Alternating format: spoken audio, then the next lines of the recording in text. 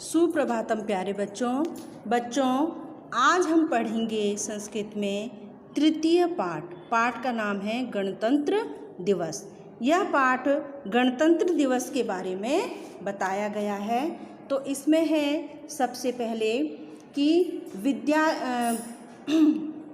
विद्यालय के सभा कक्ष में वंदे मातरम इस राष्ट्रगीत पे पूर्व अभ्यास यानी अभ्यास चल रहा है। इसी समय शिक्षक प्रवेश करते हैं और फिर क्या बोलते हैं, तो शिक्षक बोलते हैं बच्चों से कि सुप्रभातम यानी सुबह का नमस्कार। छात्र बोलते हैं कि शिक्षक बोलते हैं सुप्रभात। आप छात्रों से बोलते हैं कि क्या चल रहा है, क्या काम कर रहे हो, कैसा चल रहा है। तो सभी बच्चे बोलते हैं कि गुरुजी को प्रणाम करते हैं। सभी बच्चे हैं और कहते हैं कि सभी काम भली प्रकार से चल रहा है। तो बच्चे बताते हैं कि हम लोग गणतंत्र दिवस के लिए राष्ट्रगान और राष्ट्रीय गीत को तालबद्ध रूप से उसका अभ्यास कर रहे हैं। जैसे अपन लोग राष्ट्रीय गीत और राष्ट्रगान 26 जनवरी में कार्यक्रम होता है तो उसमें करते हैं ना, तो वही बच्चे बताते हैं शिक्षक को कि हम लोग सभी राष्ट्रीय गीत और राष्ट्रीय गान का तालबद्ध लयबद्ध से अभ्यास कर रहे हैं। तो शिक्षक बोलते हैं कि उत्तम मतलब बहुत अच्छी बात है।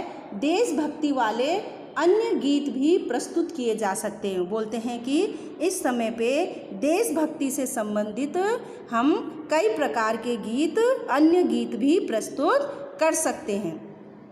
तभी उसमें से श्यामला बोलती है, गुरुजी भाषण के लिए आपका मार्गदर्शन आवश्यक। हमको भाषण देना था लेकिन उसमें हमको आपका मार्गदर्शन चाहिए। तो शिक्षक बोलता है कि निसंकोच मतलब बिना संकोच के पूछो, यदि मैं जानता हूँगा तो आप लोग को निश्चित रूप से बताऊँगा। तो ज्योत्सना बोलती है, क्या गणतंत्र दिवस स्वतंत्रता दिवस के रूप जैसे हम स्वतंत्रता दिवस मनाते हैं, गणतंत्र दिवस को भी इसी प्रकार मनाया जाता है, यह भी राष्ट्रीय पर्व है क्या? तो इस प्रकार बच्चों यहाँ तक हमने आपको इसके अनुवाद बताया है। आगे का अनुवाद मैं आपको अगले वीडियो में बताऊंगी।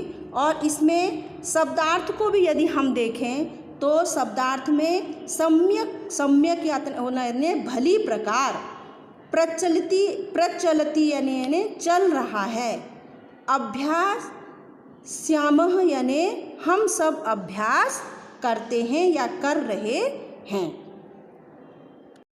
सुप्रभातम प्यारे बच्चों पिछले वीडियो में मैंने आपको यहाँ तक समझाया था जब ज्योत्सना पूछती है कि गणतंत्र दिवस स्वतंत्रता दिवस के ही जैसा है क्या, तो उसके आगे शिक्षक बोलते हैं कि हाँ, जनवरी महीने की 26 तारीख को हम भारतीय गणतंत्र दिवस को बड़े उत्साह से मनाते हैं।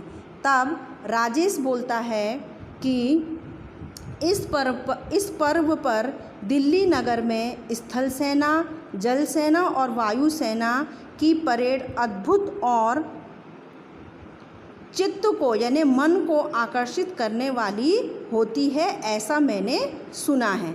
तो सुहासिनी बोलती है, गुरुजी यहाँ महोत्सव में वायुयान के जेट विमान उड़ते हैं। जेट विमान मतलब जो लड़ाकू विमान होते हैं, है ना, उनको बोलती जेट विमान। तो वो बोलती हैं कि जेट विमान उड़ते हैं और वो जो रंगीन धुआं और वो जेट विमान बड़े रंगीन धुआं निकालते हैं, ऐसा मैंने सुना है।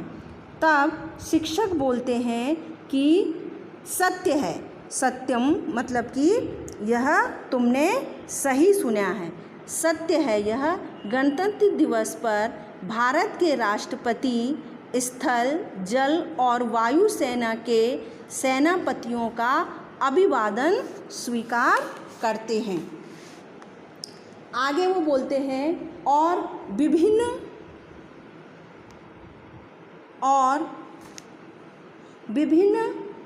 राज्यों में वहाँ के राज्यपाल प्रतिनिधित्व करते हैं। विभिन्न प्रांतों के आए कलाकार सांस्कृतिक कार्यक्रमों से और क्षेत्रीय नृत्यों से लोगों के मन को प्रसन्न करते हैं।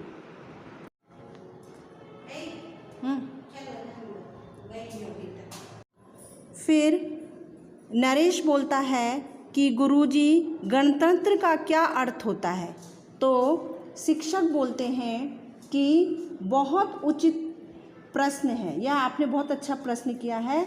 भारत अपने स्वयं के शासन के आधार से बनाए गए राज्यों का गण रूप यानी एक सामूहिक रूप है और राज्य स्तर पर प्रादेशिक शासन और राष्ट्रीय स्तर पर गणतंत्र एक ही रूप है। फिर श्यामला बोलती है, गुरुजी इस पर्व का ऐतिहासिक महत्व मुझे जानने की बड़ी इच्छा है।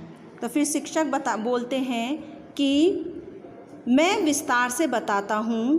परतंत्रता के समय 31/12/1926 दिनांक से लेके 1/1/1930 तक उस समय के कांग्रेस पार्टी की लाहौर में एक बैठक हुई।